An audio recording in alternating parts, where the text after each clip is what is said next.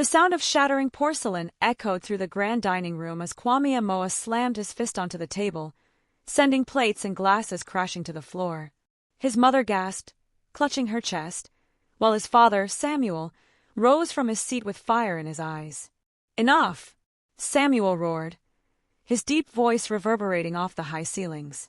"You think this is some kind of game? You're 32 years old, Kwame. 32. When are you going to stop running around like a child and take responsibility?" Kwame stood there, trembling with anger, his tailored suit jacket hanging loosely on his shoulders. He had endured countless lectures from his father about settling down, having children, and carrying on the family legacy, but tonight was different. Tonight, something inside him snapped. "I'm not you, Dad," Kwame spat, his voice cold and cutting. "I don't want your life. I don't want your business. And I sure as hell don't want your damn expectations choking me anymore." Samuel took a step forward, his face reddening. "Then maybe you don't deserve what I've worked so hard to give you." His words hung heavy in the air, sharp enough to cut glass. "If you won't marry and produce an heir, consider yourself cut off. Completely." For a moment, silence filled the room. Kwame stared at his father, disbelief warring with defiance in his eyes. Then, without another word, he turned on his heel and stormed out of the house, leaving behind the shattered remains of both the dinnerware and his relationship with his father. As he sped away in his BMW, the city lights blurring past him, one thought consumed his mind: they'll never control me. Kwame drove to Nana House, his best friend. He needed to distract himself, not to think about his father. Him and Nana loved cars, and it's something they did together to chill, but when he asked Nana they go to the car showroom, he laughed. "Man, we don't even need these cars that we already have. Why would we want to shop for more?" Nana said, glancing up briefly before returning to his phone. "You've got 3 already. What are you gonna do? Start a fleet?" Kwame chuckled. "It's not about needing them, my guy. It's about wanting them. Life's too short to drive boring cars." Nana rolled his eyes but couldn't suppress a grin. "Your dad would lose his mind if he heard you say that." At the mention of his father, Kwame's smile faltered slightly. The weight of expectations pressed down on him like a lead blanket. But Kwame wasn't ready for any of it. Not marriage. Not children. And certainly not the suffocating life of domesticity his parents envisioned for him. He liked his freedom too much. The weekends spent jet-setting across Europe, the endless parties, the beautiful women who flocked to him like moths to a flame. Commitment? That was someone else's problem. Kwame insisted that go to the car showroom. He wanted to blow some money. That was his way of making himself forget his father. As they walked into the showroom laughing and joking, just then, a soft voice interrupted their banter. "Good afternoon, gentlemen. Are you interested in this model?" Both men turned to see a stunning young woman approaching them.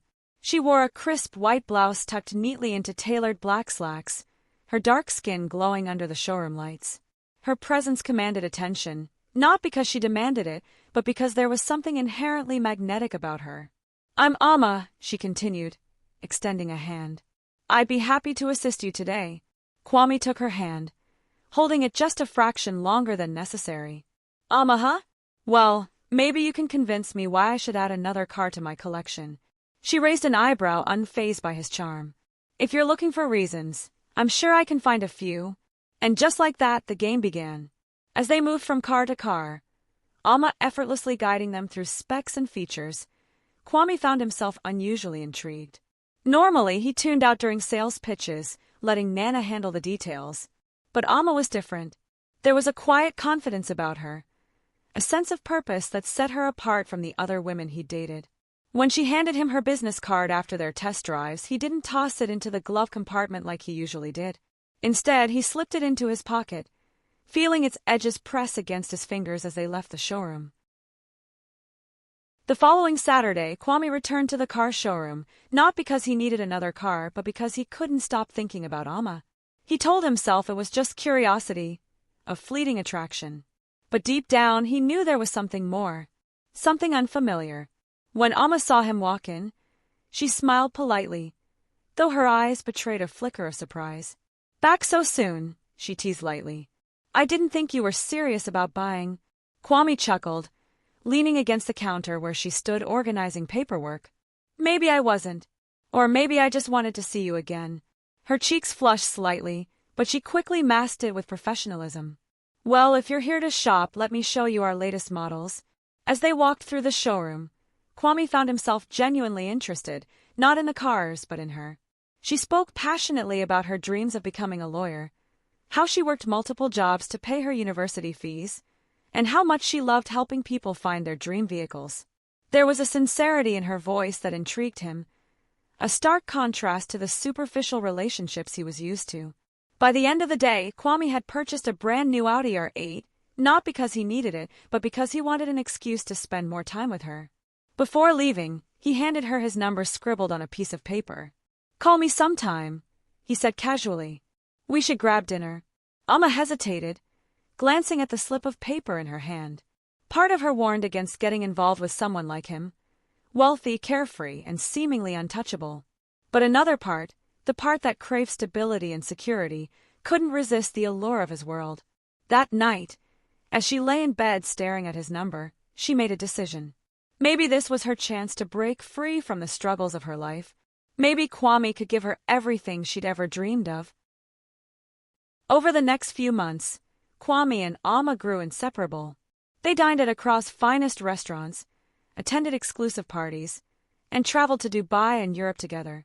For Amma, it was a whirlwind romance unlike anything she'd ever experienced. For Kwame, it was different too. He felt things he hadn't felt before, emotions he couldn't quite explain. But beneath the surface, cracks began to form. While Amma envisioned a future with Kwame, a home, children, and a life built on love and trust, Kwame avoided discussions about commitment altogether.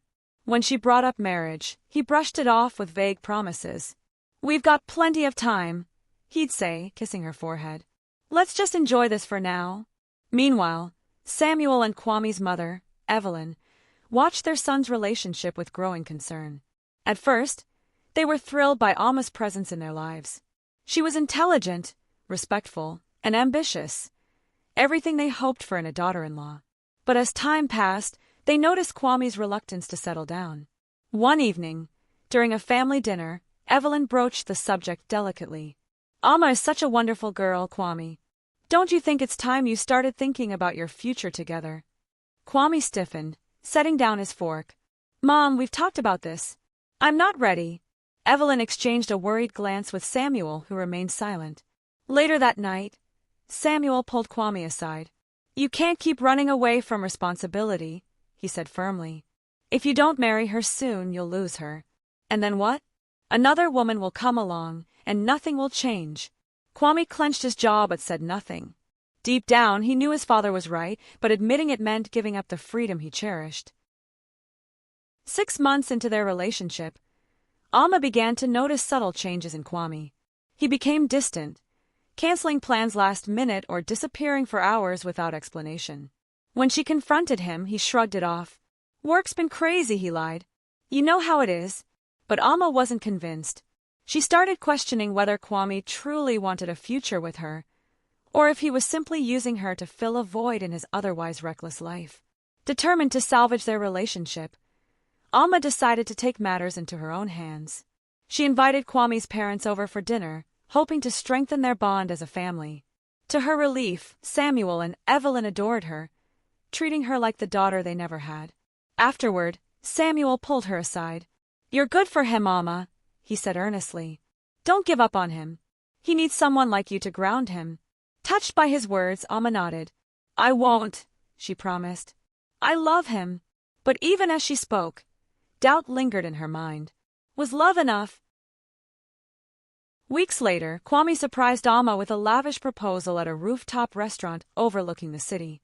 As fireworks exploded above them and guests cheered, Amma accepted, tears streaming down her face. For a moment, it felt like all her dreams were coming true. But reality soon set in. Planning the wedding revealed deeper issues between them. Kwame dismissed decisions about the ceremony, leaving everything to Amma.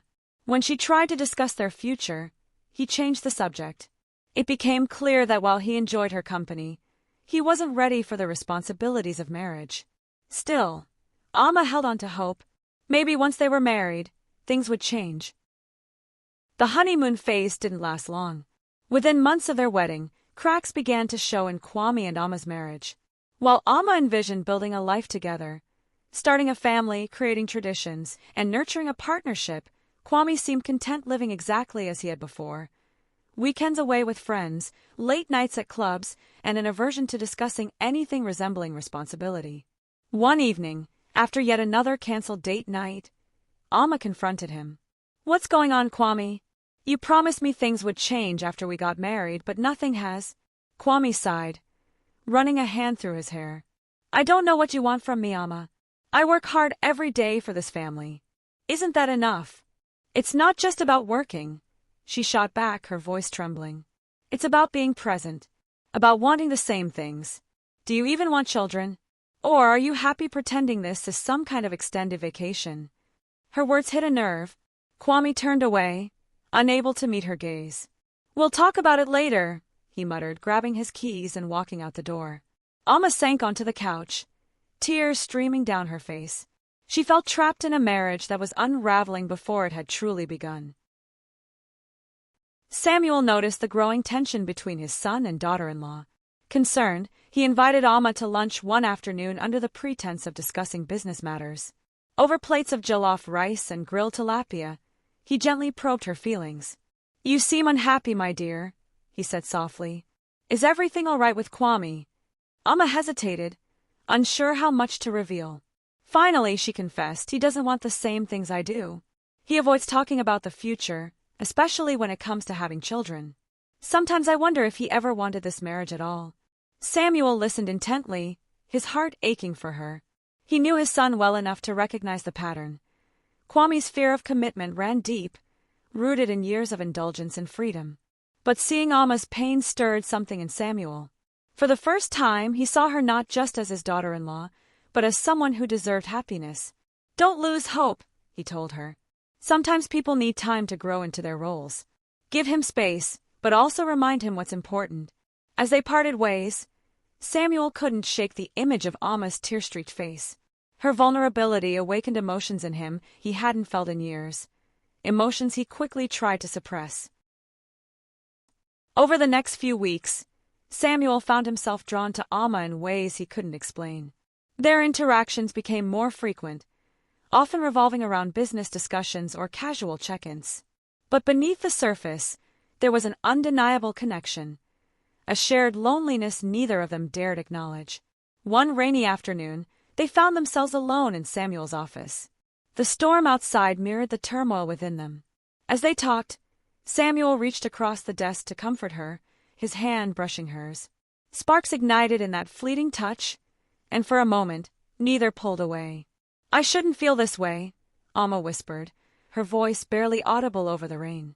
"But sometimes, I wish things were different." Samuel's breath caught in his throat. "So do I," he admitted, his voice heavy with guilt and longing. They stared at each other, torn between morality and desire. In that moment, the line between right and wrong blurred, setting the stage for something neither could undo. Their affair began slowly, almost accidentally. What started as lingering glances and stolen moments evolved into secret meetings in secluded corners of the city. Both knew it was wrong. Alma because she loved Kwame and Samuel because he owed loyalty to his son, but the pull was too strong to resist. One night, after a particularly heated argument with Kwame, Alma called Samuel. "I can't keep doing this," she sobbed over the phone. "I feel like I'm drowning." Samuel arrived within minutes, holding her as she cried. That night, they crossed the final boundary, giving in to the passion that had been simmering between them. Afterwards, they lay in silence, guilt weighing heavily on their hearts. "We can't let anyone find out," Alma whispered, her voice shaking. "If Kwame ever knew." "He won't," Samuel assured her, though doubt lingered in his mind. "This stays between us." As their affair continued, Alma grew increasingly desperate for a child. She confided in Samuel, sharing her fears that Kwame might never give her the family she craved. To her surprise, Samuel offered a solution, one so audacious it left her speechless. "What if," he began hesitantly, "what if I gave you the child you've always wanted? We could pass it off as Kwame's. No one would suspect anything." Alma stared at him, stunned. "Are you serious? That's insane." "Is it?" Samuel countered. "Think about it. You'd have the family you deserve, and I'd finally have the grandchildren I've always dreamed of. It's perfect. Though the idea terrified her, Alma couldn't deny its appeal. After days of agonizing over the decision, she agreed. Together, they devised a plan to keep their secret hidden while preparing for the baby's arrival. Months passed, and Alma's pregnancy became impossible to hide. When she finally told Kwame, he reacted with a mix of shock and reluctance. "Are you sure it's mine?" he asked coldly, suspicion flickering in his eyes. The question cut deeper than any insult. Alma forced herself to remain calm. "Of course it's yours. Who else's would it be?" Kwame didn't press further, but the seed of doubt had been planted. Meanwhile, Samuel struggled with his own guilt, watching as his son unknowingly prepared to raise another man's child. To complicate matters, Nana, the ever-observant best friend, noticed subtle changes in Alma's behavior. "You've been acting strange lately," he remarked during a casual lunch. "Everything okay?" Alma smiled tightly. "Just hormones, I guess." But Nana wasn't convinced. His suspicions grew, leading him to dig deeper into Alma's past and uncover clues that hinted at betrayal. As Alma's due date approached, the stakes grew higher. One evening, while attending a charity gala with Samuel, she accidentally referred to him as honey instead of father-in-law. Though no one seemed to notice, the slip sent panic coursing through her veins. Later that night, Samuel confronted her. "You have to be more careful," he warned. "One mistake, and everything falls apart." "I know," Alma snapped, tears welling up. "Do you think I don't realize that? Every day feels like walking on eggshells." Their argument ended abruptly when Kwame walked in unexpectedly. Seeing them together, he raised an eyebrow. "Am I interrupting something?" "No," Alma replied quickly, forcing a smile. "Just discussing the gala." Kwame nodded, though his expression remained skeptical. As he left the room, Alma and Samuel exchanged a glance, knowing they were treading dangerously close to disaster. What any one of them did not know is that Nana, Kwame's friend, was on his way back from the bathroom. He stopped behind a door when he heard Samuel and Alma talking about their relationship. He felt sick. He thought he heard wrong, but he knew what he heard. Nana could not stay at the gala. He physically felt sick, so he excused himself and went home. Nana could not settle. He needed to know the truth. He loved his best friend Kwame. He needed to protect him. Kwame was like a brother to him. Nana hired a private investigator to follow Alma and Samuel. Nana's investigation led to a shocking revelation. Photos of Alma and Samuel together, taken during one of their secret rendezvous by the investigator. At first, he dismissed it as coincidence, but the more he looked, the clearer the truth became. Confronting Alma privately, he demanded answers. "What's going on between you and Samuel? Don't lie to me. I've seen the pictures." Alma froze, her mind racing. Denying it would only make things worse, but admitting the truth meant risking everything. Finally, she broke down, confessing the entire affair and their plan to deceive Kwame. "You're playing with fire," Nana warned. "If Kwame finds out, it'll destroy him and your marriage." "I know," Alma whispered, tears streaming down her face. "But what choice do I have? I wanted a family, and Kwame wouldn't give me one." Nana shook his head, torn between loyalty to his friend and sympathy for Alma. "This isn't going to end well." When the baby, a beautiful girl named Adwoa, was born, the household celebrated with joy. Kwame, though initially hesitant, gradually warmed to fatherhood, doting on his daughter without realizing the truth. Meanwhile, Alma and Samuel lived in constant fear of exposure, their secret hanging over them like a sword. But cracks began to form. Adwoa bore an uncanny resemblance to Samuel, a fact not lost on Evelyn, who quietly voiced her concerns.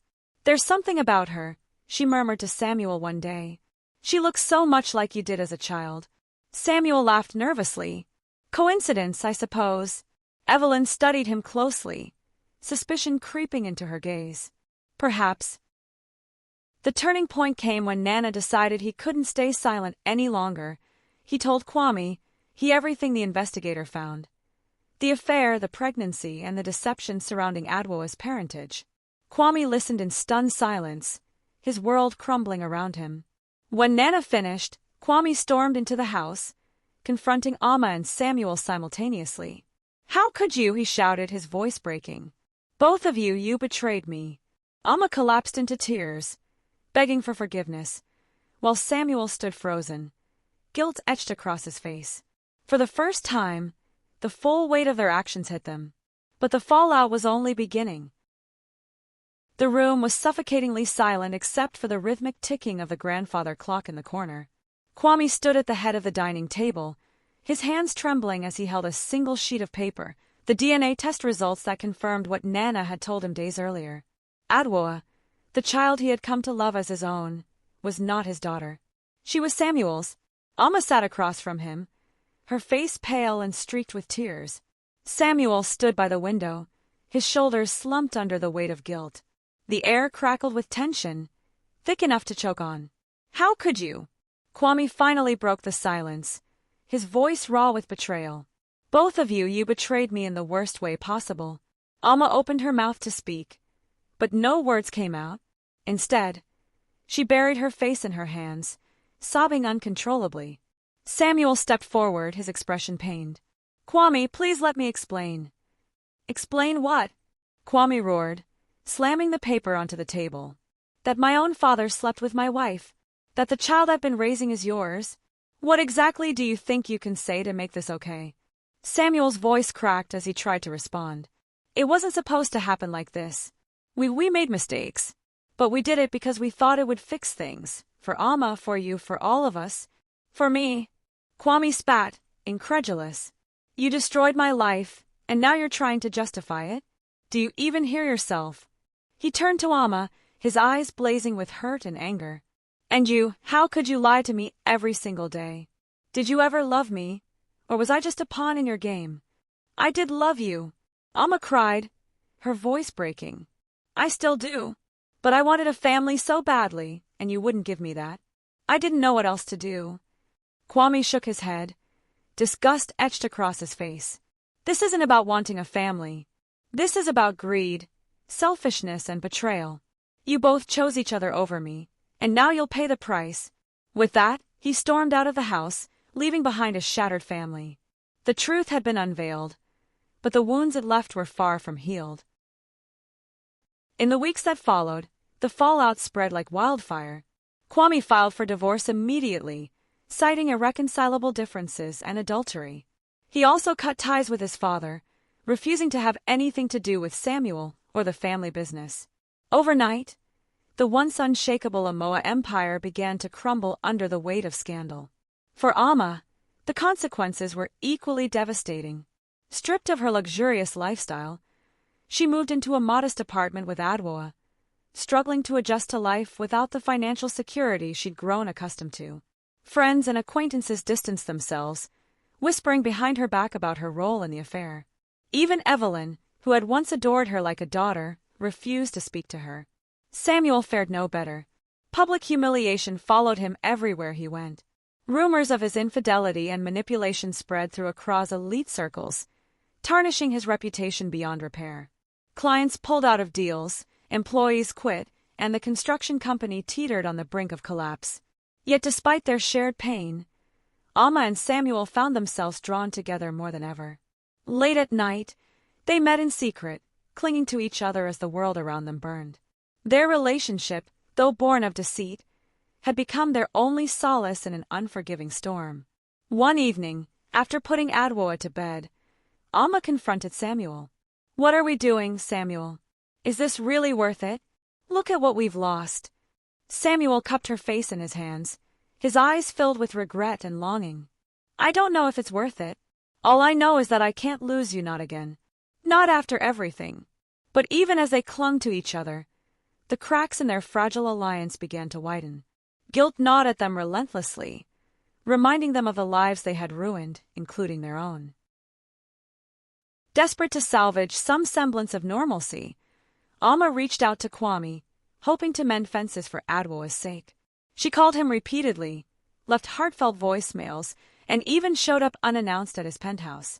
Each time he rejected her advances, slamming doors in her face and refusing to listen. Finally, during one particularly heated encounter, Amma broke down completely. Please, Kwame, she begged, tears streaming down her cheeks. I know I hurt you. I know I ruined everything. But Adwoa deserves a father who loves her. Can't you put aside your anger for her sake? Kwame stared at her, his jaw clenched. For a moment, it seemed like he might relent. Then, with a cold finality, he said, "She's not my daughter, Amma. And you're not my wife anymore. Stop pretending otherwise." Heartbroken but undeterred, Amma turned to Evelyn next, appealing to the grandmotherly bond Adwoa had formed with her.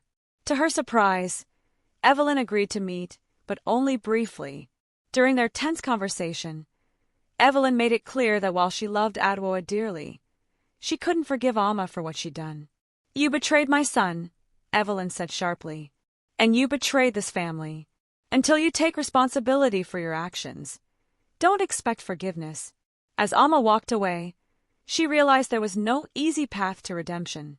The road ahead would be long, painful, and uncertain, but for Adwoa's sake, she vowed to keep fighting. Meanwhile, Samuel attempted to rebuild the family business, pouring every ounce of energy into salvaging what remained. Though progress was slow, his determination earned begrudging respect from former colleagues. Still, the shadow of his past loomed large, threatening to undo any progress he made. Months passed, and the dust began to settle, though scars remained. A custody battle erupted between Amma and Samuel, with both determined to raise Adwoa. Kwame, however, surprised everyone by intervening. In a private meeting with Amma, he reluctantly agreed to co-parent Adwoa, acknowledging her need for stability and love. "It doesn't mean I forgive you," he told her firmly. "But Adwoa deserves better than the mess we've created. If you truly care about her, prove it." Grateful for his willingness to compromise, Amma threw herself into being the best mother she could be. Slowly, she began rebuilding trust, not just with Kwame but with Adwoa, who thrived under the newfound stability. Samuel, too, sought redemption in his own way.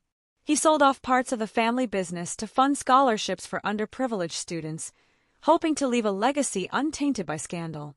His efforts earned him quiet admiration from those who had once condemned him. Even Evelyn softened slightly, visiting Adwoa occasionally and offering support when needed. Though forgiveness remained elusive, small acts of kindness hinted at the possibility of healing. Yet beneath the surface, unresolved tension simmered. Could they truly move forward, or were the wounds too deep to heal? The courtroom was packed on the day of the custody hearing, drawing reporters and curious onlookers eager to witness the conclusion of the Amoa saga. As the judge delivered her verdict, the room fell silent. After careful consideration, she announced, joint custody will be awarded to Ms. Amma Amoa and Mr. Samuel Amoa. Given the unique circumstances surrounding Adwoa's upbringing, it is in her best interest to maintain strong relationships with both parents. Kwame, seated in the back row, clenched his fists but said nothing. Though the decision stung, he recognized its logic. Afterward, he approached Amma privately, his expression unreadable. "I'll honor the ruling," he said quietly. "But understand this. I'm doing it for Adwoa, not for either of you." Amma nodded, tears welling up in her eyes. "Thank you, Kwame. That's all I ask." Later that evening, Kwame visited Adwoa for the first time in months. Sitting beside her as she played with her toys, he felt a flicker of something he hadn't allowed himself to feel in a long time. Hope.